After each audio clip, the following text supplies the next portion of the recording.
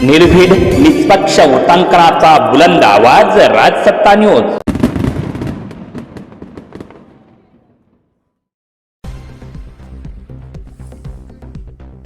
क्रूरतेचा कळस, कीर्तनकाराचा मुलीला चटके देत अमानुष अत्याचार, गुंजाळला बेड्यात ठोकल्या। वारकरी संप्रदायाला काळीमा फासणारी एक अत्यंत संतापजनक घटना अहिल्यानगर जिल्ह्यातील पारनेर तालुक्यात ढवळपुरी येथे उघडकीस आली आहे।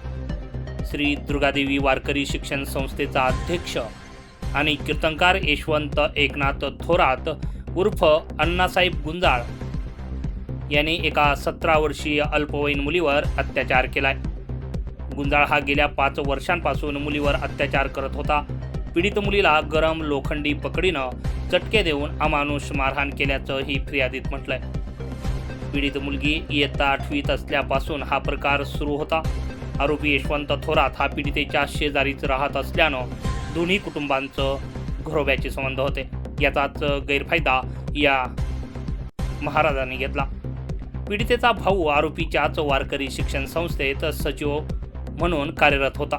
याचाच फायदा घेऊन आरोपीनं 2021 पासून पीडितेवर वाईट नजर ठेवली। मुलगी घरी एकटी असताना किंवा आरोपीच्या घरी कुणी नसताना त्यानं वारंवार तिच्यावर बळजबरीनं शरीर संबंध प्रस्थापित केले। पीडितेनं विरोध करण्याचा प्रयत्न देखील केला। आरोपीने तिला जीवे मारण्याची धमकी दिली।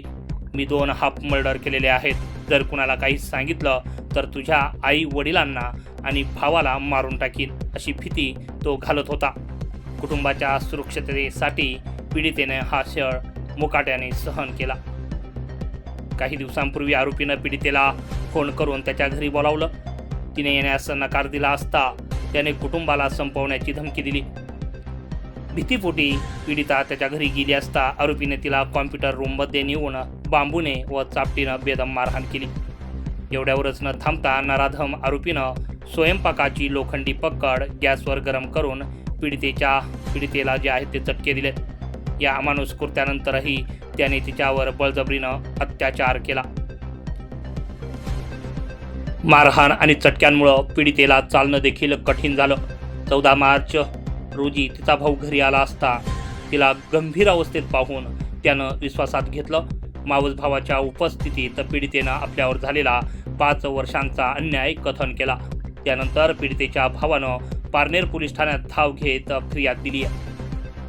आरोपीला पारनेर पोलिसांकडून आता अटक करण्यात आली आहे। पारनेर पोलिसांनी या प्रकरणी यशवंत एकनाथ थोरात याच्या विरुद्ध भारतीय न्यायसंहिता आणि बाल लैंगिक अत्याचार प्रतिबंधक कायदा